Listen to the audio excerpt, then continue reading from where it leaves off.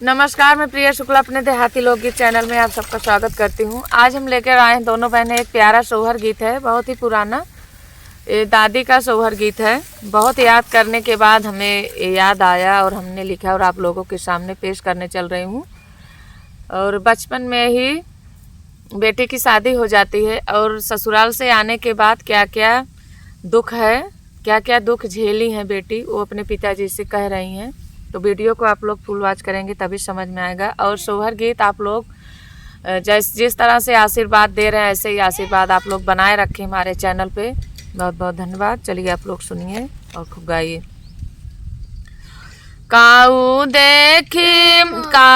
देखा मोरे बाबा घर वात, काऊ हो दुअरवा हो बाबा, काऊ देखा घर के दामदवा, बियाह मोरा कैला, बियाह मोरा कैला हो बाबा, काऊ देखा घर के दामदवा, बियाह मोरा कैला, बियाह मोरा कैला हो। बाबा जी क्या कर रहे हैं, क्या देखकर अपनी बेटी की शादी किए हैं।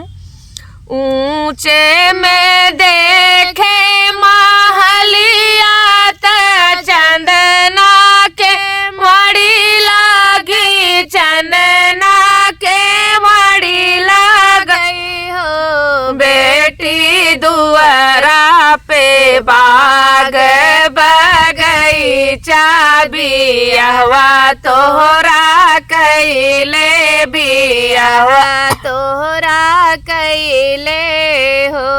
बेटी दुआरे पे बाग बगीचा, बियाहवा तोहरा कैले, बियाहवा तोहरा कैले हो।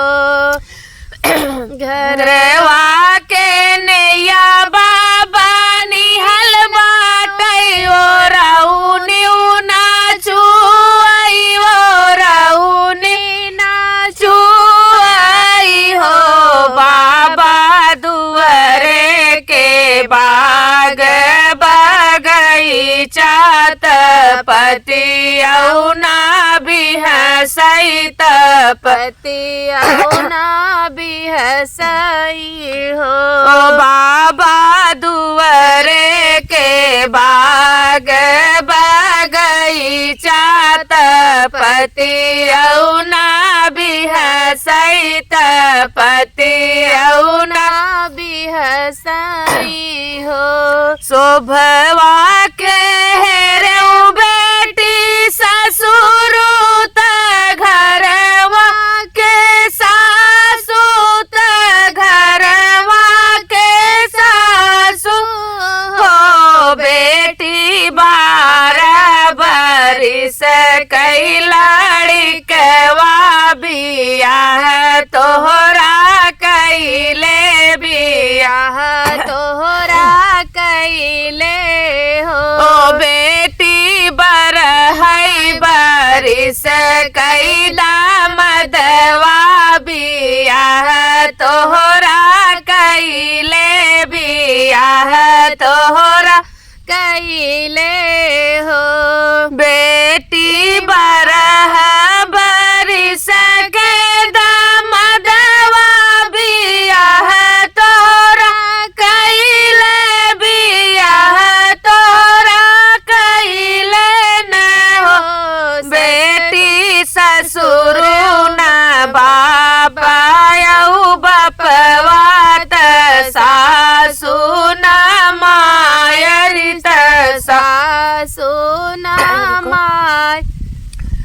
बाबा ससुर न बने हमरा बपवात, सासु न मायरियात, सासु न मायरिया हो बाबा, ससुर न बने मोरे बपवात, सासु न मायरियात, सासू ना मायरिया हो बाबा बरहा बरिस कैदा मदवा जहर बोलिया बोलाई जहर बोलिया बोलाई हो माया बरहा बरिस कैदा मदवा बिरह बोलिया बोलाई बिहार बोलिया बोलाई हो बाबा जे बेटी बोलावई बहुत समझावई बहुत समझावई हो बेटी जाओ कुछ करम तोहार उहई हम हेरे उहई हम पाए हो बेटी जन कुछ करम तोहार उहई हम हेरे उहई फल पायु हई फल पायु भैया के रखियो हवेलिया हृदया लगाया हो बाबा बेटी दूसर घरे भेजा हमाई बिसराया हमाई बिसराया हो भैया के बनया बाबा हवेलिया हृदया बीच राख्या हृदया बीच राख्या हो बाबा हम का पराया घरे पठया हमाई बिसराया हमाई बिसराया हो करम के भैया होशियार हवेलिया बिराजई हवेलिया बिराजई हो बेटी तोहरे करमवा दूसर घरवा कबहू नाही भूलबई कबहू नाही भूलबई हो बेटी तोहरे लीला रे जावन लिखाऊ हई फल पायु हई फल पायु हो बेटी बेटी के दूसराई घरवा त बेटी